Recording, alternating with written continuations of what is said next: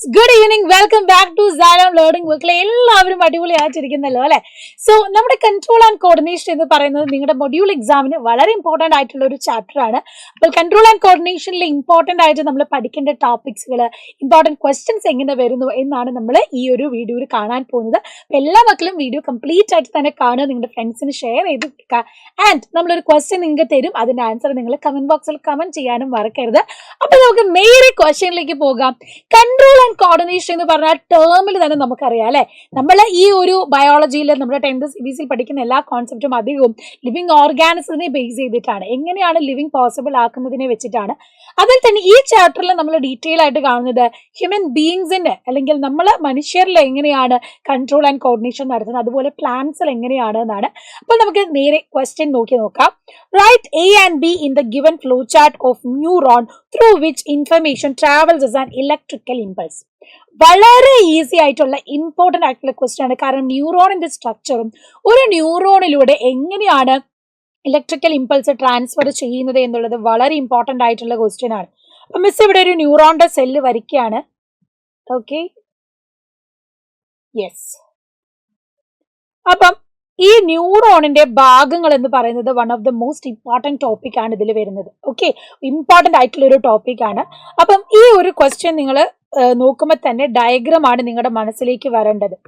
ഈ ന്യൂറോണിന്റെ സ്ട്രക്ചർ ആണ് നിങ്ങളുടെ മനസ്സിലേക്ക് വരേണ്ടത്. ഓക്കെ, ഇനി ഇവിടെ നിങ്ങൾക്ക് കാണാം ദിസ് ഈസ് ദ ഡെൻഡ്രൈറ്റ്. അതാണ് ഡെൻഡ്രൈറ്റ് എന്ന് പറയുന്നത്. ഇതാണ് നമ്മുടെ ഡെൻഡ്രോൺ എന്ന് പറയുന്നത്. This one is the cyton or cell body എന്ന് നമ്മൾ പറയുന്നത്. ആൻഡ് ഈ ലോങ്സ്റ്റ് പോർഷനെ നമ്മൾ പറയുന്നതാണ് axon. And this is the nerve ending എന്ന് നമ്മൾ പറയുന്നത്. അപ്പൊ സ്ട്രക്ചർ ഞാൻ നിങ്ങൾക്ക് തന്നിട്ടുണ്ട്. ഇനി ഈ ക്വസ്റ്റ്യന്റെ ആൻസർ ഡെൻഡ്രൈറ്റ് കഴിഞ്ഞു കഴിഞ്ഞാൽ രണ്ടെണ്ണമാണ് നിങ്ങൾക്ക് A and B തന്നിട്ടുള്ളത്. അപ്പൊ ഈ ഒരു ഇലക്ട്രിക്കൽ ഇമ്പൾസ് ട്രാൻസ്ഫർ ചെയ്യുന്ന അല്ലെങ്കിൽ ട്രാവൽ ചെയ്യുന്ന ആ ഒരു പാത്വേയിൽ A and B എന്താണെന്നുള്ളത് കമന്റ് ബോക്സിൽ വേണം നിങ്ങൾ കമന്റ് ചെയ്യാൻ വേണ്ടിയിട്ട്. Second question, write the main functions of the following. നമുക്ക് sensory neuron, cranium, vertebral column, motor neuron തന്നിട്ടുണ്ട്. ഓരോന്നിനും ഫംഗ്ഷൻ എന്താണെന്നാണ് എഴുതേണ്ടത്. സെൻസറി ന്യൂറോൺ എന്ന് പറയുമ്പോൾ സെൻസ് എന്നുള്ള ടേം കേൾക്കുമ്പോൾ തന്നെ നിങ്ങൾക്ക് അറിയാം, main function of sensory neuron is the transmit information from receptors to brain. നമുക്കൊരു ചൂട് തട്ടി നമ്മുടെ സ്കിൻ അറിഞ്ഞു, സ്കിന്നിന്റെ റിസപ്റ്റേഴ്സ് അറിഞ്ഞു. നമ്മൾ കാഴ്ച കാണുമ്പോൾ ലൈറ്റ് നമ്മുടെ കണ്ണിലെത്തുന്നു, കണ്ണിലെ റിസപ്റ്റേഴ്സ് ആണ് അത് സ്വീകരിക്കുന്നത്. സ്മെല്ല് കിട്ടുമ്പോൾ ആ സ്മെല്ലിന്റെ റിസപ്റ്റേഴ്സ് നമ്മുടെ നോസിലുണ്ട്, അതാണ് ആ സ്മെല്ലിനെ സ്വീകരിക്കുന്നത്. ഇത്തരത്തിൽ സെൻസ് ഓർഗൻസിലെ റിസപ്റ്റേഴ്സ് സ്വീകരിക്കുന്ന മെസ്സേജിനെ അത് പ്രോപ്പർ ആയിട്ട് നമ്മുടെ ബ്രെയിനിലേക്ക് കൊണ്ടുപോകുന്ന, ആ സെൻസസിനെ ക്യാരി ചെയ്ത് ഇമ്പൾസ് കൊണ്ടുപോകുന്ന ആളാണെന്ത് സെൻസറി ന്യൂറോൺ എന്ന് പറയുന്നത്. രണ്ടാമത്തേത് ക്രേനിയമാണ്. Box made of bones that protect the brain. നമ്മുടെ ബ്രെയിൻ എന്ന് പറഞ്ഞാൽ ഹാർഡ് ബോൺ ലെയർ കവർ ചെയ്തിട്ടാണുള്ളത്. അപ്പൊ ആ ഒരു കവറിങ്, നമ്മുടെ ഒരു ബോക്സ് പോലെ നമ്മുടെ സ്കള് കവർ ചെയ്തിരിക്കുന്ന ബോണി ബോഗ് അല്ലെങ്കിൽ ബോണി ലെയറിനെയാണ് നമ്മൾ എന്ത് പറയുന്നത്, ക്രേനിയം എന്ന് പറയുന്നത്. മൂന്നാമത്തേത് വെർട്ടിബ്രൽ കോളമാണ്. Bony structure that protect the spinal cord. നമ്മുടെ ഈ മിഡിൽ ഒബ്ലോങ്കേറ്റ് തൊട്ട് താഴെ നമ്മുടെ ഈ ഒരു ബാക്കിലൂടെ പോകുന്ന ആ ഒരു സ്പൈനൽ കോഡിനെ എൻസർക്കിൾ ചെയ്ത് അല്ലെങ്കിൽ അതിനെ കവർ ചെയ്തിട്ടുള്ള ബോണി സ്ട്രക്ചറിനെ നമ്മൾ പറയുന്നത് വെർട്ടിബ്രൽ കോളം എന്നാണ്. And then motor neuron ആണ്. Main function of motor neuron is to transmit impulse from brain or spinal cord to outer effector organ. ഇപ്പൊ ചൂട് തട്ടിയാൽ കൈ വലിക്കാനുള്ള മെസ്സേജ് നമ്മുടെ ബ്രെയിനിൽ നിന്ന് തിരിച്ചെങ്ങോട്ട് പോകണം, നമ്മുടെ മസിലിലേക്ക് പോകണം. കണ്ണ് നമ്മൾ ലൈറ്റ് വന്ന് റെറ്റിനയിൽ ലൈറ്റ് വന്ന് നമ്മുടെ കണ്ണിലെ റിസപ്റ്റേഴ്സ് സ്വീകരിച്ചാൽ ആ മെസ്സേജ് ബ്രെയിനിൽ പോയി, ബ്രെയിൻ ആണ് പറയുന്നത് ദേ നിങ്ങളുടെ മുന്നിൽ നിൽക്കുന്നത് പ്രിറ്റിമിസ് ആണ് അല്ലെ. അപ്പൊ അത് ഐഡന്റിഫൈ ചെയ്തു തരാൻ നിങ്ങളുടെ കണ്ണിലേക്ക് ആ മെസ്സേജ് കൊടുക്കുന്നത് ബ്രെയിനിൽ നിന്നുള്ള റിപ്ലൈ മെസ്സേജ് ആണ്. സോ ഈ ബ്രെയിനിൽ നിന്നോ അല്ലെങ്കിൽ സ്പൈനൽ കോഡിൽ നിന്നോ റിപ്ലൈ മെസ്സേജസ് പോകുന്നുണ്ട്. ആ റെസ്പോൺസ് മെസ്സേജ് നമ്മുടെ ഈ ഒരു എഫക്റ്റർ മസിലിലേക്ക് അല്ലെങ്കിൽ എഫക്റ്റർ സെല്ലിലേക്ക് എത്തിക്കുന്നത് മോട്ടോർ ന്യൂറോൺ ആണ്. അപ്പൊ അത് നിങ്ങൾ ഓർത്ത് തന്നെ വെക്കുക.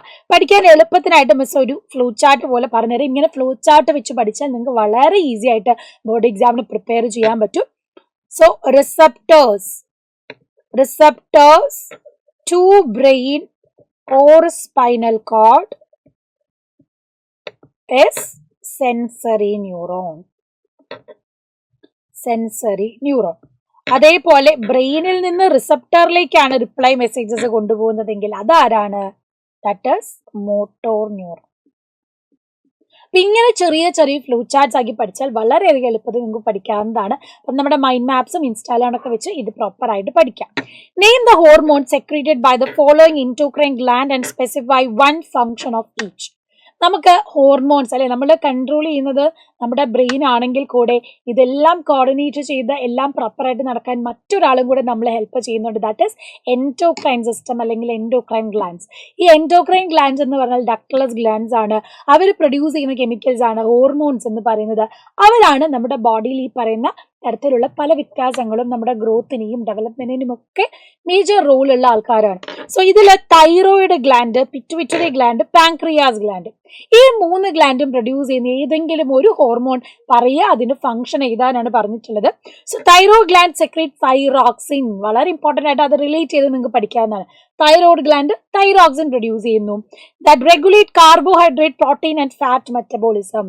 നമ്മൾ കഴിക്കുന്ന ഭക്ഷണം അല്ലെങ്കിൽ ന്യൂട്രിയൻസിന്റെ മെറ്റബോളിസത്തിന് വലിയ റോൾ ഉള്ള ആളാണിത് തൈറോക്സിൻ എന്ന് പറയുന്നത്. നമ്മുടെ ബ്രെയിൻ ഡെവലപ്മെന്റ് ഒക്കെ വലിയ റോൾ ഉള്ളതാണ് തൈറോക്സിൻ.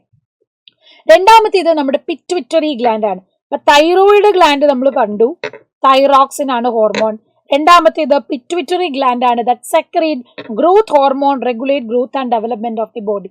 നമ്മുടെ ഗ്രോത്ത്, നമ്മുടെ വളർച്ചയ്ക്ക് വലിയൊരു റോള് വഹിക്കുന്നതാണ് പിറ്റ്യൂട്ടറി ഗ്ലാൻഡ് പ്രൊഡ്യൂസ് ചെയ്യുന്ന ഗ്രോത്ത് ഹോർമോൺ എന്ന് നമ്മൾ പറയുന്നത്.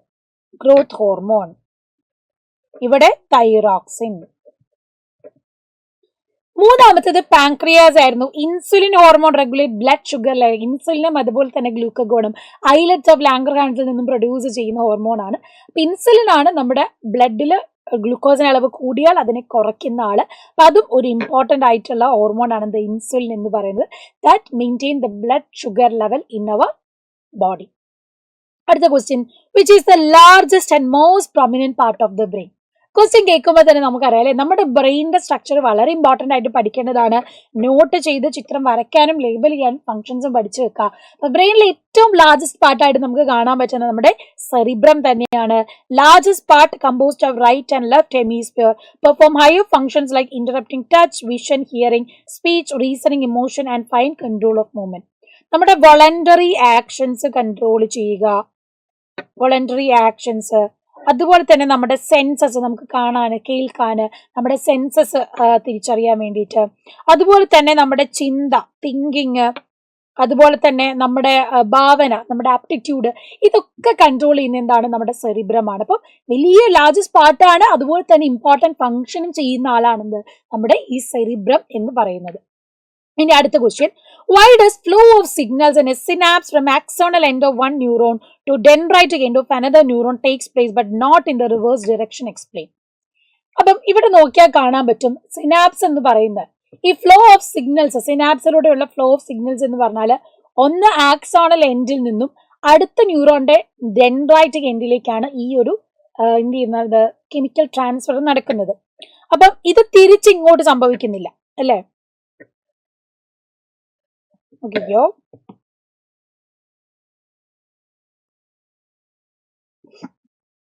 ഇത് സിനാപ്റ്റിക് നോബ് അല്ലെങ്കിൽ ആക്സോണൽ എൻഡ് എന്ന് നമ്മൾ പറയും. ഇത് ഡെൻഡ്രൈറ്റിന്റെ ഭാഗം.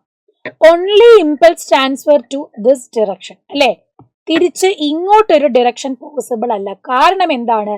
കാരണം ന്യൂറോ ട്രാൻസ്മിറ്ററിനെ റിലീസ് ചെയ്യാനുള്ള കപ്പാസിറ്റി സിനാപ്റ്റിക് നോബിന് മാത്രമേ ഉള്ളൂ.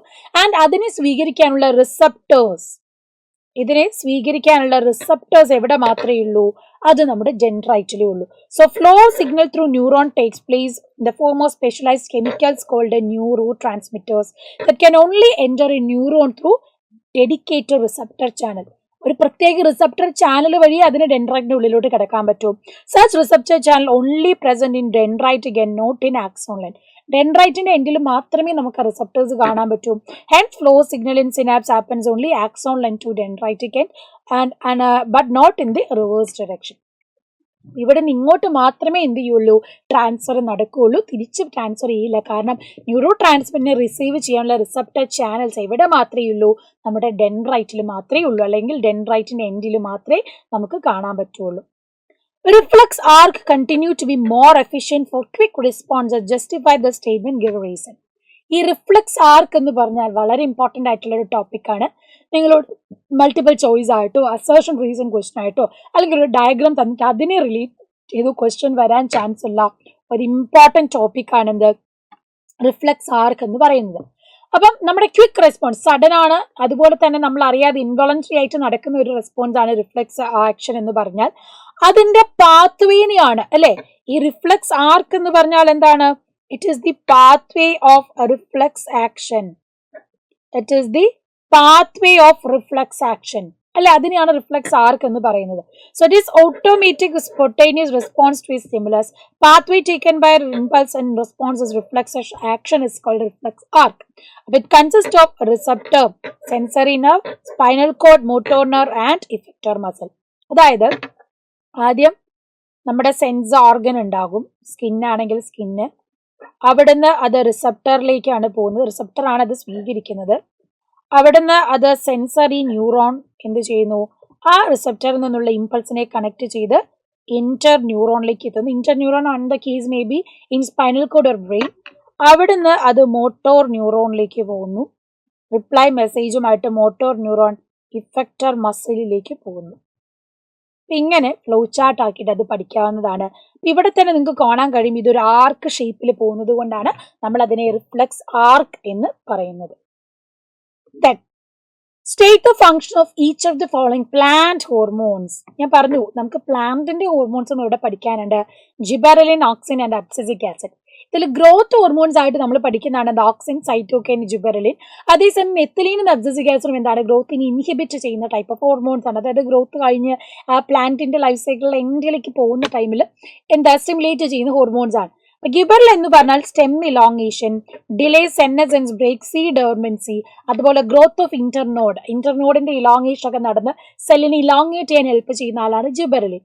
ഇനി ഓക്സിനിലേക്ക് വരുമ്പോഴോ പവർഫുൾ ഗ്രോത്ത് സ്റ്റിമുലന്റ് ആണ് and promote cell elongation, apical dominance, induce parthenocarpy and delay senescence. Senescence delay ചെയ്യാനും പാർത്തനോകാർപ്പി ഇൻഡ്യൂസ് ചെയ്യാനും അതുപോലെ തന്നെ എപ്പിക്കൽ ഡോമിനൻസ്, എപ്പെക്സ് ഗ്രോത്ത് നടത്താൻ ഹെൽപ്പ് ചെയ്യുന്ന ഹോർമോണും ഓക്സിൻ ആണ്. മൂന്നാമത്തേത് അബ്സിസിക് ആസിഡ് ആണ്. Induce dormancy in the bud and seed. അവരുടെ ഫേസ് കഴിയുന്ന സ്റ്റേജിലാണ്. ക്ലോസിംഗ് ഓഫ് സ്റ്റൊമാറ്റോ എന്ത് ചെയ്യുന്നു, സ്റ്റിമുലേറ്റ് ചെയ്യുന്നു. പ്ലാന്റ് ഗ്രോത്ത് ഇൻഹിബിറ്റഡ് ആണ് ആൻഡ് ആക്സലറേറ്റ് സെന്നസെൻസ് പ്ലാന്റിന്റെ എൻഡ് സ്റ്റേജിലേക്ക് അതിനെ സ്റ്റിമുലേറ്റ് ചെയ്യുന്ന അല്ലെങ്കിൽ ആക്സലറേറ്റ് ചെയ്യുന്ന ഒരു ഹോർമോൺ ആണെന്ത് അബ്സിസിക് ആസിഡ് എന്ന് പറയുന്നത്. ഹോർമോൺ വളരെ ഇമ്പോർട്ടന്റ് ആയിട്ട് തന്നെ പഠിക്കുക. കൂടുതൽ ക്വസ്റ്റ്യൻസും അതുപോലെ MCQസും മെസ്സേജും അക്കാഡമിക്സ് വീണ്ടും വരുന്നതാണ്.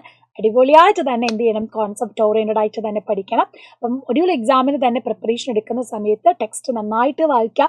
കൂടെ നമ്മുടെ ബാച്ചിലേക്ക് നിങ്ങൾക്ക് ജോയിൻ ചെയ്യാവുന്നതാണ്. ഇനി അങ്ങോട്ട് നല്ല രീതിയിൽ ഒരു മോഡൽ എക്സാം ഒക്കെ വെച്ച് പ്രിപ്പയർ ചെയ്ത് തന്നെ നിങ്ങൾക്ക് പഠിക്കാം. ബോർഡ് എക്സാമിന് ഫുൾ മാർക്ക് നേടാം. നല്ല രീതിയിൽ ഡെവലപ്പ് ചെയ്ത് നിങ്ങൾക്ക് വരാവുന്നതാണ്. സോ ഈ ഒരു ചാൻസ് മിസ്സാക്കാതെ എത്രയും പെട്ടെന്ന് തന്നെ എന്ത് ചെയ്യുക, ബാച്ചിലേക്ക് ജോയിൻ ചെയ്യുക. And welcome and thank you.